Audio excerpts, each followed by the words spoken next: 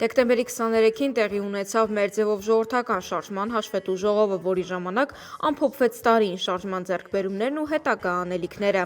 Դրան հաջորդեց շարժման համակարգող Նարեկ Կարապետյանի մամլո ասուլիսը։ Վերջինս անդրադարձավ մեր ձևով շարժման վարչապետի թեկնածուի և կուսակցության գրանցման հարցերին։ Առաջնորդի հետ կապված ես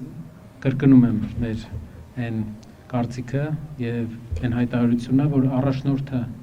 կլինի ընդունելի եւ ընկալելի մեր հանրության համար։ Իսկ անունը մենք կհրապարակենք քաղաքական ուժի ստեղծման հայտարարության օրը։ Մյուս հարցերը անունը, քաղաքական ուժի անունը եւ նաեւ քաղաքական թիմի վարչապետի թեկնածուի անունը մենք կհրապարակենք տարվա սկզբին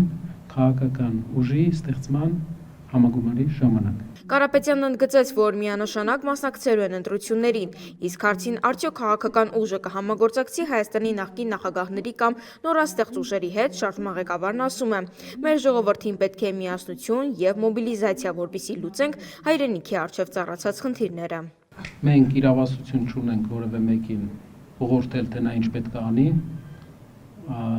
դա մեր իրավասություններից դուրս է, թե հիմա, թե հետո պոտենցիալ հաջողության պայմանում էլ։ Ուղղակի մենք հաշվի առնելով մարդկանց աշխարհայացքը եւ պրագմատիզմը պետք է բոլորով հասկանանք, որ մեր հասարակությունը բևեռացված է, որ չեն կարող նախկին 3 նախագահները եւ ներկա վարչապետը շարունակել կառավարել առանց հասարակական հակասությունների։ Հարցին ինչպես կարող է նախկին ՀՀԿ-ական Կարեն Կարապետյանի ընտանիքը անկախ լինել, պատասխանում է. Հայաստանում ումից պետք է կախված լինի Սամվել Կարապետյանը, ով անում է այդ պնդումը, չի պատկերացնում իրերի դասավորվածությունը հողի վրա։ Ինչ վերաբերվում է նախկին կառավարությունների հետ աշխատանքին, քաղաքացիական պայմանագիր կուսակցության առաջի, երկրորդ, երրորդ, առաջի համարը ՀԱԿ անդամ էր, իմ հիշելով, երկրորդ համարը իմ հիշելով հանրապետականի անդամ էր, երրորդ համարը իմ հիշելով Բարգավաճ Հայաստանի կողմնակից էր։ Իրենք նախկին են, իրենք ունեն ազդեցություն, օրինակ երկրորդ համարը ունի հանրապետական կուսակցությունից այդ ազդեցություն, նժդեհականությունը իր վրա ազդում է, երբ ինքը Ադրբեջանից ծորեն է բերում, հարցրեք իրեն։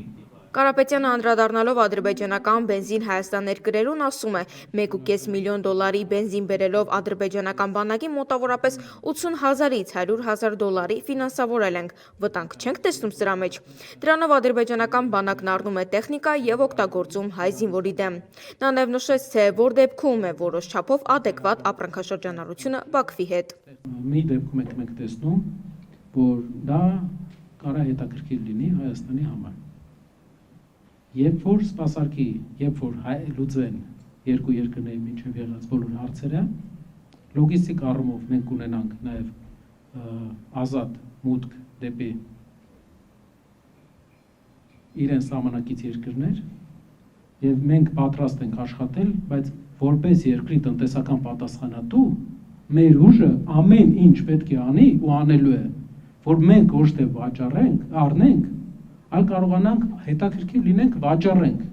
Այդ պարագայում կարելի է նստել քննարկել։ Բայց միակողմանի ֆինանսավորել հարևան երկրի բանակը մենք չենք պատրաստվում։